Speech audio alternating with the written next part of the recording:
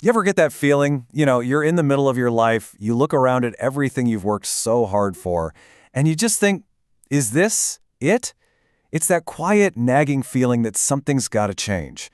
Well, today we're going to dive deep into what it really means to start over in midlife, not as some kind of crisis, but as an incredible opportunity for reinvention.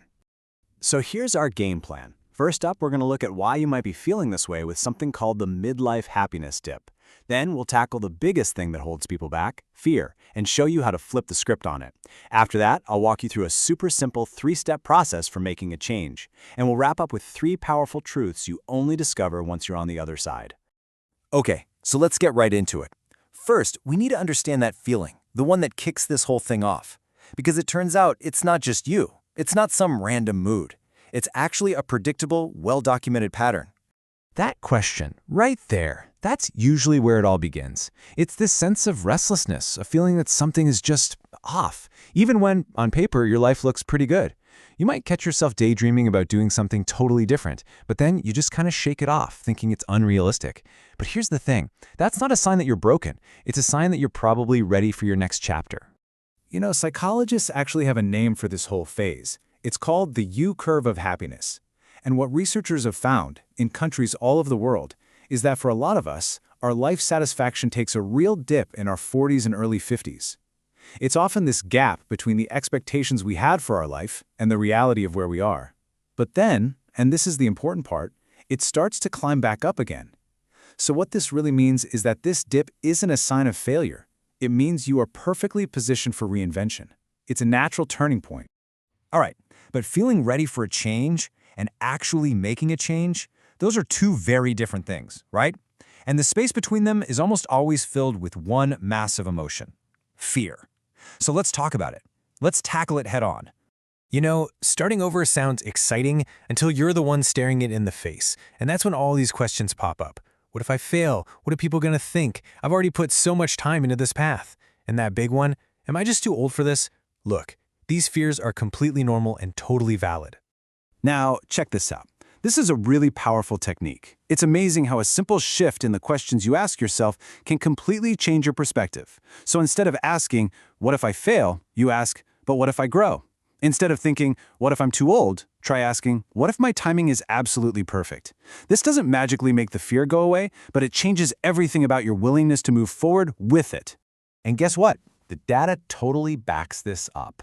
A survey from the American Institute for Economic Research found that a whopping 82% of people who switched careers after they turned 45 said it was a successful move. The reality is, it's not too late, not by a long shot. And this really gets to the heart of it. Fear isn't a stop sign. So often, it's actually a compass, pointing you directly toward growth. It just means you're stepping out of what's comfortable and into something new. And that is exactly where reinvention happens. Okay, so we've normalized the feeling, we've reframed the fear. Now for the fun part. Let's get practical and talk about the how. Here's an actual, actionable roadmap for starting over. We have this idea in our heads, right? That starting over is this massive, dramatic event. You quit the job, you sell the house, you move across the country. But the truth is, real, lasting reinvention almost never starts like that. It starts with a quiet little whisper, and then a series of small, deliberate steps. The whole process can really be broken down into these 3 clear phases, and each one builds on the last. First, you have to pause and listen. From there, you can start to experiment and explore. And finally, once you have some clarity, you can commit and reshape your life. Let's break down what each one looks like. So, phase 1 is all about creating some quiet. Before you can change anything, you just have to be able to hear yourself think again. This isn't about coming up with a grand plan. It's about asking yourself better questions. Like, what have I actually outgrown?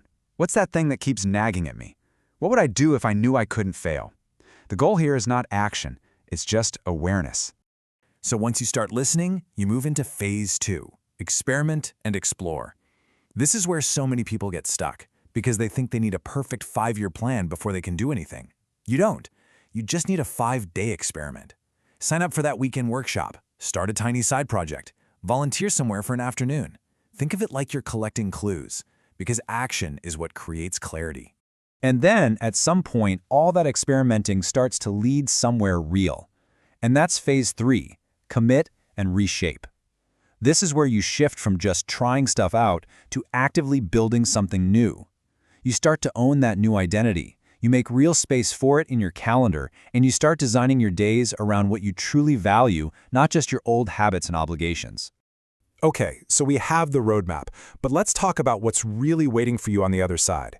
Because there are these profound truths about reinvention that nobody really tells you about, the kind of things you only discover once you're on the path. The first truth is an absolute game changer. You are not starting from scratch. You're starting from experience. Every single skill, every mistake, every lesson you've ever learned, it all comes with you. Your past wasn't wasted time. It was your training ground. You are uniquely qualified for whatever is next because of it, not in spite of it. Truth number 2, starting over isn't really just about changing your job. It's about redesigning your entire life. And the freedom that comes from that, it often looks way different than you might imagine. It might mean having more control over your time, or where you live, or even how you make money, in ways you never even thought were on the table. And finally, the most powerful truth of all, your identity is not set in stone. It's flexible, and that is an incredible gift. You are absolutely allowed to outgrow who you used to be. Letting go of the person you thought you were supposed to be and giving yourself permission to become someone new, that's the real prize in this whole process. So, if you take just one thing away from all of this today, please let it be this. That feeling of being stuck, that question of, is this it? You cannot think your way out of it. You find clarity by moving, by taking one small step, by trying a little experiment. Progress, understanding, it all comes from action, not from sitting around and overthinking it. So, I'll leave you with this final thought. You don't need the entire map to take the first step. You just have to be willing to start walking. So what's one small experiment you can try? One quiet moment you can carve out for yourself? One question you can ask? What is your first step?